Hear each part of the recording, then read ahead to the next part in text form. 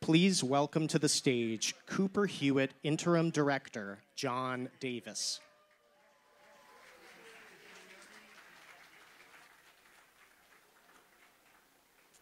Good evening. When most people think about the Smithsonian, they think of our iconic museums here on the National Mall, such as this one, the National Museum of American History. And we are so delighted to be here at American History, fittingly in this museum's innovation space, One West. And we are very grateful to the director of the National Museum of American History, Anthea Hartig, for welcoming us here. As this museum demonstrates, as well as the museums that line the National Mall, we are a physical destination, but we are also so much more than that. And our collections are prominently at the heart of everything that we do.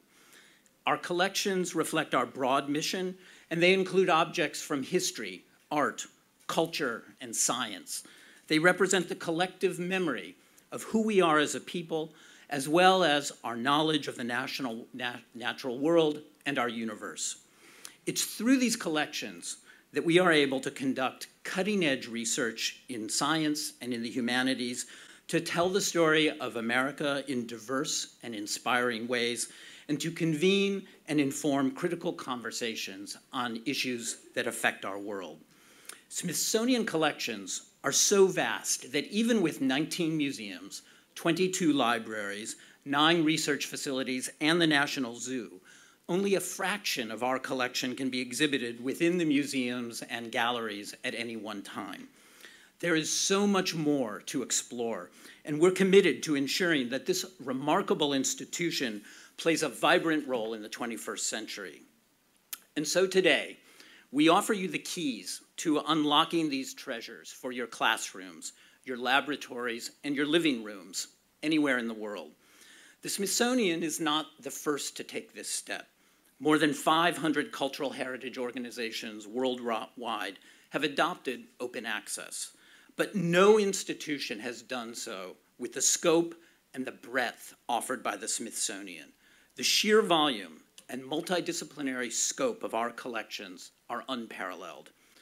Today, we share unrestricted access to 2.8 million interdisciplinary collection items placed on the web, with the commitment to share over 3 million in total in 2020.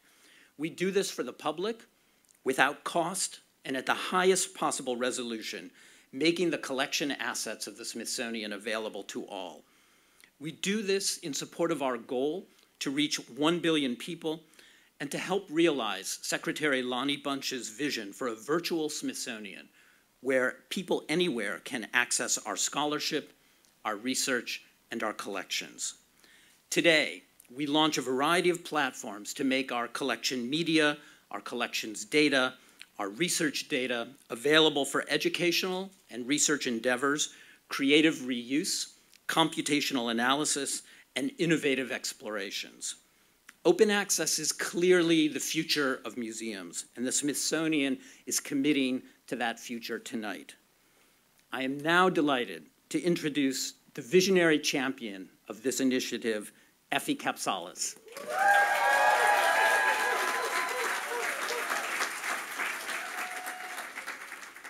Wow. This is such a good room to look around and realize how many people who have been here with us this whole way. I was reflecting on Twitter today. I've been researching this for about 12 years now and published a paper about this 5 years ago, looking at the impact of open access, and to see everyone here who came together to make this happen and that our websites did not come down today. I am so happy. Thank you. And 4 million image calls alone today. This is the value. Thank you, John, for your leadership in making this happen. We released, as you know, 2.8 interdisciplinary collections as CC0. Our goal for launching Smithsonian Access is to make the nation's collections available to anyone, to make new discoveries, build new knowledge, and develop new art to help us see the world a little differently. Remarkably, the Smithsonian's founder, James Smithson, an English chemist who died in 1829, provided some blueprints for this. I talked with his biographer who explained Smithson's view that the natural world could only be understood with the participation of many people assembling and sharing information. He used commonly found objects when conducting his experiments so others could replicate them. He wanted to understand everything from snake venom to improved methods for making coffee. His thirst for knowledge, frankly, reminds me of our researchers and curators today. He wrote the one line in his last will and testament, which still guides us, for the increase and diffusion of knowledge. And today, we launch several platforms to do just that. A Smithsonian Open Access portal with high-resolution download of 2D and 3D images, an API hosted on opendata.gov that allows for institutional access to millions of records, open educational resources on the Smithsonian's K-12 platform, Learning Lab, and interdisciplinary research data sets for download on the Smithsonian Figshare platform. Over 100 staff members came together to create the platforms and policy we released, which is not an easy task as the world's largest museum, education, and research complex. I appreciate their thoughtfulness in creating a value statement that reflects our responsibilities as keepers of the nation's collection. These values are stewardship and trust, diversity and inclusion, and dignity and respect. They will guide us in future phases of opening our collections, and we ask that you uphold these responsibilities as you build on these works. I'd like to thank the hundreds of photographers and catalogers, as well as the Smithsonian's Digitization Program Office, who facilitated the number and variety of images we released today. I'd also like to thank Google Arts and Culture, who generously supported the Smithsonian's launch celebration, and for creating some visualizations of our collections and exciting machine learning demos to come. And thank you to Amazon Web Services for providing the hosting of our high-resolution images as part of their public dataset program. Tonight and online, you're going to see a number of projects which frankly blow my mind. It has been deeply rewarding to work with these old and new friends as we usher in a new era of collaboration. I'm going to speed through the list, but I love them no less. The Astronauts team, John Sheska and Stephen Weinberg, Autodesk Tinkercard, Cesium, Creative Commons, Duke University's Morphosource, Georgetown University's MakerHub, Michael Jew, Amy Carl, the Kronos Group, MHC Foundation, the M Bodecker Foundation, Matthew Putman, Sketchfab, Sumerian, Wikimedia DC, James J. Williams III. Now, I couldn't get through an enormous project without some creative fun myself. I've always liked the striking image from the Smithsonian Archives of a 1900 expedition to Wadesboro, North Carolina, to document the solar eclipse. Our researchers brought down a giant contraption and set it up in the field to capture the scientific phenomenon. The timeless image reminds me of how the Smithsonian has used technology since the beginning to understand the world. I worked with the local screen printer in Taylor to make this jumpsuit. You may see an 8-year-old in the audience, my daughter and my husband as well. He's older than that. But she saw some sketches I made of this, and she iterated on my design. So there's always room for improvement. But it gave me the opportunity to sit down and teach her some image software skills, and also to tell her about the solar eclipse. And my wish tonight is that Smithsonian Open Access collections inspire you to delight in the same way in new knowledge and creativity. Before I welcome the next speaker, there are several people that made tonight shine. I want to thank Alex Butera and the special events team, as well as Aaron Blasco, Elise Fisher, and Jess Sadek of the Office of Communications and External Affairs. Ryan King, Open Access Coordinator, who made this all come together. Andrew Gunter and the entire OCIO team. Rebecca Snyder from the National Museum of Natural History, who kept our eyes on digital preservation. my sincere gratitude. I also want to thank Neil Stimler for his early help in setting us on the right path and for sharing the best practices that he's accumulated with the Smithsonian. I now have the distinct honor to welcome the next speaker, an innovator himself as the founder of the National Museum of African American History and Culture. I am delighted Smithsonian Open Access is launching under your leadership. Please welcome the 14th Secretary of the Smithsonian, Lonnie G. Bunch III.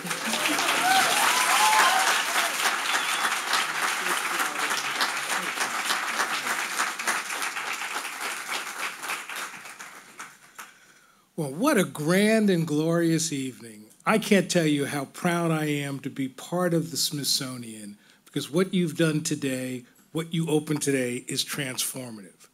For me, I'm always struck by the fact that as a kid, my parents used to bundle us in the car and drive down from Jersey to come to the Smithsonian almost every quarter. I was lucky to be able to revel in all the wonders of the Smithsonian.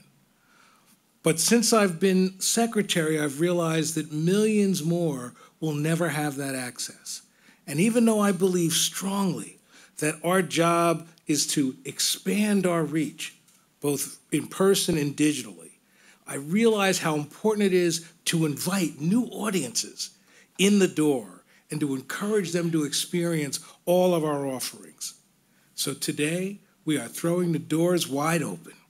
We are inviting millions around the world in, not just to experience the wonders of the Smithsonian, but to make those wonders their own.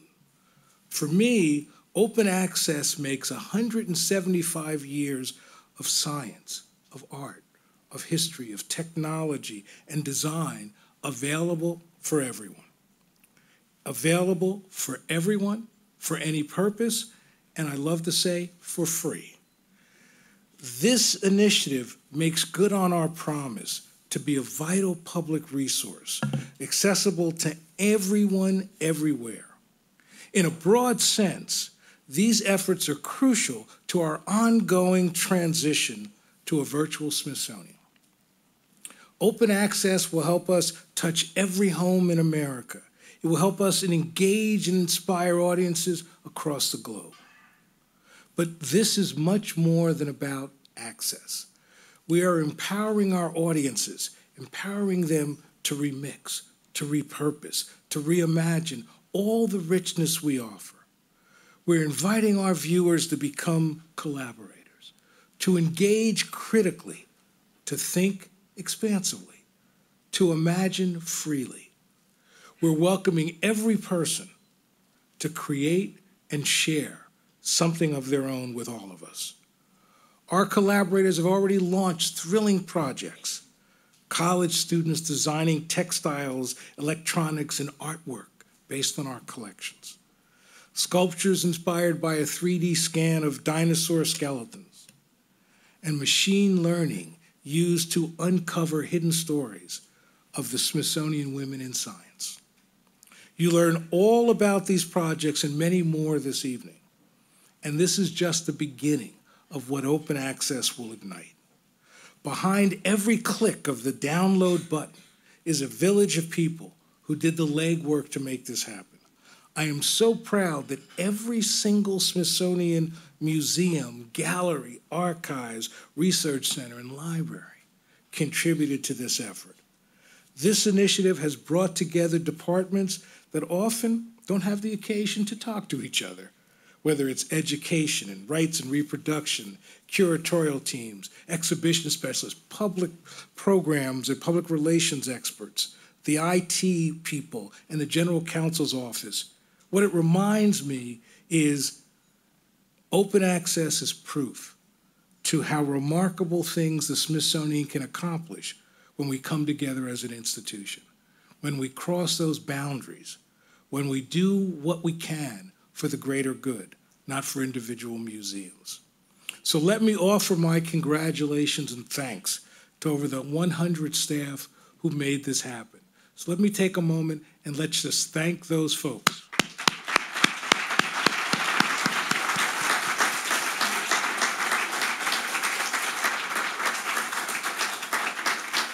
And special thanks to Effie and Ryan King. And I want to also call out John Davis, who has taken the leadership of this, who has fought for this in many different quarters. And we wouldn't be here in part without John's leadership. So John, thank you very much for what you've done for us. And it's important to recognize that Steve Case and the Regents have been very supportive of this idea, championing it, prodding us, challenging us, but most importantly, supporting us. So I want to thank you, Steve, and thank the Regents for what you've done for this. But I also want to say how grateful I am to our external partners. We recognize that the Smithsonian is no longer has broad enough shoulders to carry everything. In fact, the great strength of the Smithsonian is to be part of this networked world. And we couldn't have done this without Google Arts and Culture and Amazon Web Services and so many more people who are crucially important to the success of this. In essence, we could not have done this without all of you. This is a journey of discovery for the Smithsonian as well as for our audiences. But in a way, that's the beauty of this. We can't predict all the ways that open access might transform what we have. That's up to you. That's up to all the people who will use this.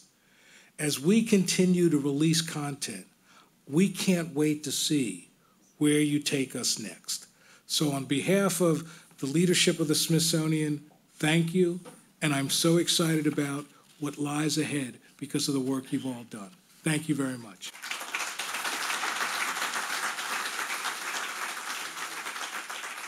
There are 3 individuals speaking tonight who share the Smithsonian's goal for making the Smithsonian's collections available to people around the world. Creative Commons provided early advice on making our collections accessible to the global public commons. Google Arts and Culture worked with our Alpha API, which was a little rough, to share 2D and 3D images on their platform. And Wikimedia Foundation, as a key partner on the Smithsonian American Women's History Initiative, they are helping us to share our growing scholarship about diverse American women. Thank you all for your support.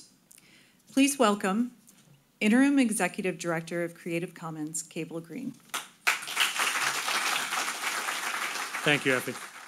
It's my honor to join you in celebrating the Smithsonian Open Access Initiative, a bold step toward fulfilling the Smithsonian's mission to increase the diffusion of knowledge. I work for Creative Commons. We're a nonprofit dedicated to building a globally accessible public commons of knowledge and culture. We make it easy for people to share their creative work and to access and build upon others' work to create a more equitable, accessible, and innovative world. We are the international stewards of the open copyright licenses and the public domain tools that the world uses to share. We proudly put the open in open GLAM, open educational resources, open access publishing, open data, and more. So why does today's announcement matter? It matters because the Smithsonian is providing equitable, legal access to millions of works in science and nature, history and culture, art and design, for everyone around the world. Cultural heritage institutions are the dominant repositories of creative works worldwide. They are entrusted by the world's population with the vast amount of humanity's memory. Their collections are crucial to understanding and interpreting not only cultural works, but also the historic, social, economic, scientific, and political context in which they were created. As fragments of history, they ought to be available to everyone. Creative Commons has a rich history of supporting the creation and adoption of open policies with cultural heritage institutions, including the Met, Europeana, the Tate, the Cleveland Museum of Art, the Auckland Museum, the Rijksmuseum in the Netherlands, Wikimedia, the Brooklyn Museum, and more. Today's announcement matters because the Smithsonian is dedicating its works to the public domain using our CC0 public domain dedication, communicating to the world's museums that digitizing and using the right legal tools can and should be done. The Smithsonian is a leader in this space, and it is leading. Creative Commons is proud to help the Smithsonian dedicate its works to the public domain, to share the Smithsonian's millions of works through CC Search in the coming weeks and months, and to work with the Smithsonian's Learning Lab to bring these open educational resources to the world's teachers and learners. On behalf of Creative Commons and our global network, we congratulate the Smithsonian on this stunning achievement and look forward to working with you in the coming years to bring even more of the Smithsonian's collections into the Commons. Thank you. Please welcome to the stage head of the Google Arts and Culture Lab, Laurent Gaveau. Good evening, everyone. Of course, tonight I am thrilled and honored to be in Washington for what I think is a real milestone when it comes to the mission that all of us share tonight: make arts and culture knowledge accessible to anyone, anywhere, empower people around the world to participate, and of course engage new audiences through technology. So Google Arts and Culture was not founded in 1846, but 9 years ago, as an experimental project that was putting some of Google technologies to the service of the very mission I just evoked. So it grew since then, and we are now partnering and proud to partner with about 2,500 museums in more than 80 countries. Not more about that, just I invite you to download our app. It's free, it's on both Android and iOS. Discover it and let me know what you think. We are a tech company, obviously. We are not a group of art experts or culture experts, and we rely constantly on the expertise of our partners to do the right thing in this field. Since the very beginning in 2011, the Smithsonian has been absolutely instrumental to push our group to think bigger, to approach those missions with both ambition and thoughtfulness. I won't list all the projects we've done together, but maybe the last one last year with the National Air and Space Museum was to digitize in 3D Apollo 11 and the spacesuit of Neil Armstrong and incorporate them directly in Google search for anybody to enjoy them in 3D, including in augmented reality. Just search Apollo 11 on your phone and have fun. It's been a crowd pleaser. Today, as part of the Open Access initiative, we are working on an even more exciting project. It just started. I can't give you all the results yet, but we are matching our resources, engineering, machine learning experts, data analysts, with curators and archivists from the Smithsonian in order to uncover some unexpected stories, especially around the role of women in the history of the Smithsonian institutions, among this probably overwhelming amount of data. So it's pure data mining using machine learning, and the early results are extremely promising. As I said, I think today is a milestone beyond the Smithsonian, beyond the US. If you allow me to be a bit personal, before joining Google, I was working for the Palace of Versailles, and I was advocating for open access without the success that Effie encountered at the Smithsonian, obviously. A lot what we were hearing in those days, and I'm taking just 10 years ago, max, was that digitization, sharing collection and content online would have a negative impact on the actual visit of museums or cultural places, or even could diminish the value of collections. We are thinking the opposite, that the more you share, the more you engage, the more you create desire for culture, both online and in the real world. Fast forward, about 10 years later, the Smithsonian is releasing close to 3 million cultural artifacts under Creative Commons for the whole world to learn, to create, to play, to get inspired, to inspire the cultural ecosystem in return. So thanks again to the Smithsonian for leading, and we are proud to be your partner. Thank you. Please welcome to the stage Executive Director of the Wikimedia Foundation, Katherine Maher. Good evening. It is such a pleasure to be with you here tonight. You may never have heard of the Wikimedia Foundation, but I suspect you have heard of what we do, which is Wikipedia. We support the website that is actually a community of people. And I think cultural heritage is something that we share. Wikimedia is actually built as a tertiary source on a web of secondary sources, and those secondary sources are very often and very frequently and very much appreciatedly cultural institutions, an encyclopedic range of cultural institutions from around the globe of which in the microcosm here, we see the Smithsonian Institution with the range of everything that you do, from the sciences to the arts. We see that reflected on the sites of Wikimedia. But we are also a community. We are a community of learners and sharers made up of creators and tinkerers and curators and experts. We are the community of Wikimedians who write Wikipedia, who upload images to Wikimedia Commons, who curate Wikidata, all of these sites together which make up the vast Wikimedia ecosystem, which also just happens to be one of the world's most popular and beloved websites. And who are those people? Those are the people who walk through the doors of this institution every day, the ones who come to marvel at and adore your collections and then go home to learn more about what it is that they've seen here. In that sense, our community of creators, curators, and tinkerers are part of a deep allyship with a very sort of immediately shared mission, which is making the world's information available to all. This is a project that I noted Effie mentioned earlier on Twitter today has been 12 years in the making. And it was something that my colleague Ryan Merkley, who's also used to be at Creative Commons, reflected back that that's because we work on decades of time. When we talk about culture and when we talk about humanity, we're not talking about the moment. We're actually talking about what it is that we build together.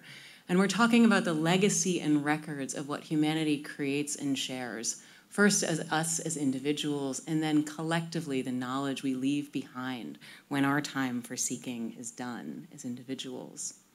Today is a day that you join as the Smithsonian Institution's hundreds of other institutions around the world, but truly, as it was noted at the beginning, creating perhaps the most impactful release when it comes to just the sheer number of articles that have been shared into the Commons. And in doing so, you help model a path for how other institutions around the globe may do so as well, for how they may achieve reaching a broader audience in line with their global mission, for those people who will never be able to walk through these doors. I heard you say that your goal is reaching 1 billion people. I'm pleased to say that the Wikimedia Foundation, with the Wikimedia projects, has 1.5 billion people who visit our projects every month. And so we very much hope that we can help you achieve that goal in 30 days' time. But the thing I think is important to notice is that this isn't something that's just done by institutions. This is actively a creation of people. It's the thing that we do all together by everyone in this room. And so I want to call out in particular the work of Kelly Doyle, who's the Open Knowledge Coordinator for the American Women's History Initiative at the Smithsonian Institution. I think this is a great example of collaboration. Kelly joined the Smithsonian Institution with a grant funded by the Wikimedia Foundation, but her role has been extended and made into a 2-year project, which is focused on identifying and resurfacing and remixing and re-narrating the stories of women, American women, throughout time, so that we can reimagine what our history was and who built it.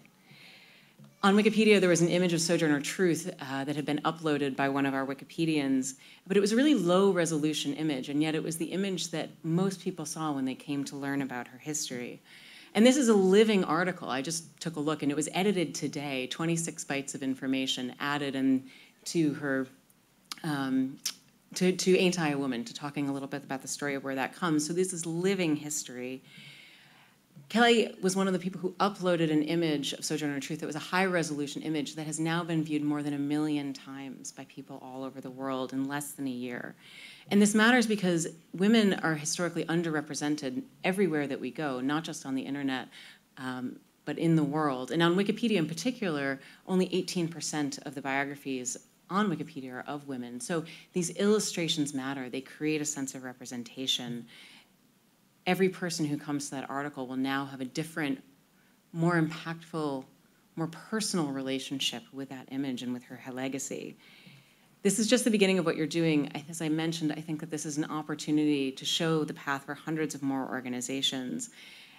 And I think the most important thing to recognize about that is those organizations that follow in your footsteps will be organizations without the resources that this tremendous organization has. So we look forward to working in partnership to be that infrastructure that helps elevate knowledge around the world. We are here to be partners. At Wikimedia, our vision is a world in which every single human can freely share in the sum of all knowledge. And what you'll notice is it says nothing about us, but it says everything about humanity. It is a vision that we share with every person in this room to set knowledge free, all together. So congratulations again on this tremendous achievement. We're so honored to be with you here tonight and look forward to all that is yet to come. Thank you. Please welcome to the stage Chair of the Smithsonian's Board of Regents, Steve Case. Good evening. Great to see everybody here. I just wanted to share a couple of perspectives. The main reason I'm here is to let you know how important everybody at the Smithsonian, including the Regents, including Congress, thinks about this initiative, that we really want to figure out ways to reach more people in more places. Of course we love the museums. Of course we love the opportunity for people to come to a museum like this. In fact, my own first experience with the Smithsonian was in the 70s when I was a teenager, coming to this museum and being completely smitten by some of the technologies, including, some of you may not know what this is, but the ticker that the news was coming out of. That led me to say there's got to be ways to make this more accessible. I got involved in the internet, co-founded AOL in 1985, 35 years ago. And my second experience with the Smithsonian was almost 30 years ago when I marched here to try to convince the Smithsonian to get online. And we launched the Smithsonian online, first online presence, I think it was 1991 or 92, before the World Wide Web was even open. My most recent experience was when I joined the Regents a number of years ago and saw the momentum, the excitement, the sense of possibility about really taking the magic of the Smithsonian to reaching more people. And the digital strategy is fundamental. What Lonnie talked about the virtual Smithsonian is critical. And John took this up as an initiative and really kind of pushed everybody internally and even some folks externally to make this a priority. And particularly, I want to signal Effie's leadership as an entrepreneur in a large, complicated organization that isn't quite as agile and entrepreneurial as we'd like. So thank you for really making it a priority.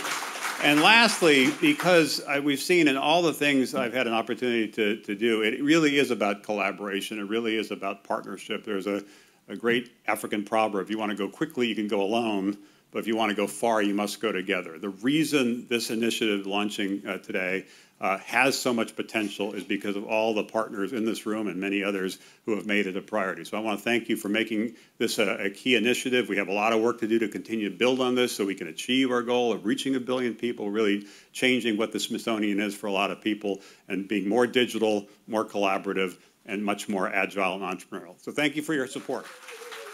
Now presenting Chris Funk, multi-instrumentalist for the Decemberists and creative director of the Bodecker Foundation, followed by Jolly Rapper. This is Chris Funk from the band The Decemberists and the Bodecker Foundation, and I'm extremely proud to introduce the final presentation of the night, a unique musical collaboration between Smithsonian Institution and the Bodecker Foundation, a Portland, Oregon-based nonprofit that empowers creative youth to imagine and achieve their artistic, educational, and professional dreams. What happens when you give 9 high school students and 7 artist mentors open access to the Smithsonian's archives? Over the course of 5 sessions earlier this month, some very talented teens from Portland Public Schools researched, wrote, and recorded 3 songs based on primary source documents from the Smithsonian. Let's see how they did. I'll figure it out. Wait a minute, we didn't answer the question. Do we want to work on one song or one subject? All or do of we the just want to above do songs. 3 songs? Okay. The Smithsonian is sponsoring songwriters to create songs that have to do with the historical founding of the Smithsonian. The Smithsonian archive is huge, so I can really just like go in and access anything. It's really cool to find something that's just from the primary source. First thing we did was read about like all of these really cool people that none of us really knew much about. What language is this? He falls desperately in love. Oh my god. Several times a month. Knowledge really gives your like creative flow more. Like the relative minor. You're right there. Everything you just said. We should name the song Perfect Brick. Oh my god. Let's see, what can we pull from down here? You can come up with an idea out of nothing at all. But I think if you do have something to work with, it definitely can help influence like a direction. Because without information, there's no sustenance of what I'm creating. I want to read. Said I'm not 1870s, being what they never be. The thing. I think my favorite part about process for this project would have been figuring out the musical aspect, like connecting with those other people and getting to know them musically. Guys,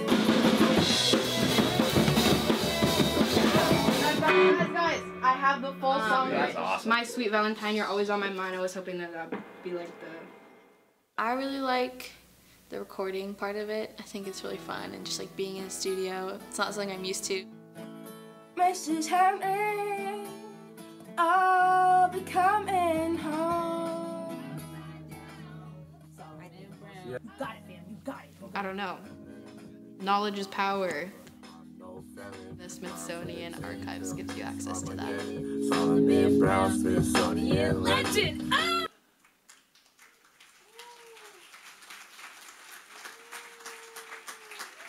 When I say I'm feeling, y'all say jolly. I'm feeling. I'm feeling. Thank you. Okay, I'm ready when you are.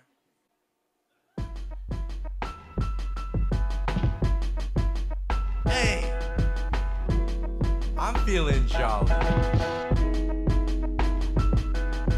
Renaissance man like Solomon Brown. Feel like the only black man in this all-white town. I've been living in a castle, but I ain't got a crown. Gonna flip the Smithsonian upside down. I was born a solo man.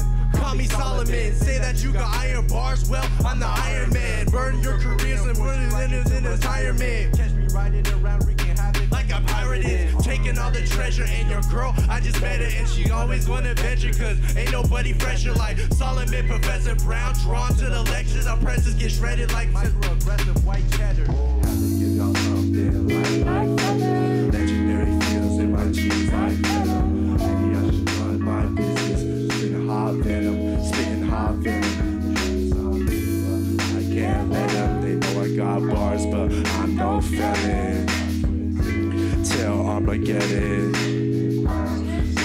legend. Can't let them fool. No, no, no, no. Can't make us fall. No, no, no, no. Can't keep me from. No, no, no, no. Soul man right from. Yeah, yeah. Can't let them fool. No, no, no, no. Can't make us fall. No, no, no, no. Can't keep me from. No, no, no, no. If it ain't give it to me, then I'm taking it. Look at all this dough, I be making it. Bread, I be baking it. Look at all these laces, I be changing them. Look at all these beats, I be flaming them. Beasts, I be taming them. Look at all these races, I be racing them. Bars, I be raising them. Raising the bar like I'm working out. They said I couldn't make a name for my art, and look, it's working out. Renaissance man like Solomon Brown. Feel like the only black man in this all-white town. I've been living in a castle, but I ain't got a crown. Gonna flip the Smithsonian upside down. Upside down. Upside down, upside down, upside down. Everybody say it, upside down. Y'all ain't saying it, upside down. There we go, upside down. Upside down, everybody says upside down. Everybody says upside down. Smithsonian says upside down. Bodecker says upside down. Everybody says upside down. Jolly rappers say upside down. And my mama say upside down. Everybody say upside down, yeah. Upside down. Yeah, yeah, upside down, yeah. Upside down, everybody say upside down. Upside down, y'all ain't, your lips not moving upside down. I need you to say it upside down. Upside down, yeah. Upside down, I really love to say upside down. Upside down. Upside down, Flipsonian. Woo! I'm feeling jolly. When I say I'm feeling, y'all say jolly. I'm feeling. I'm feeling. I'm feeling. Thank you.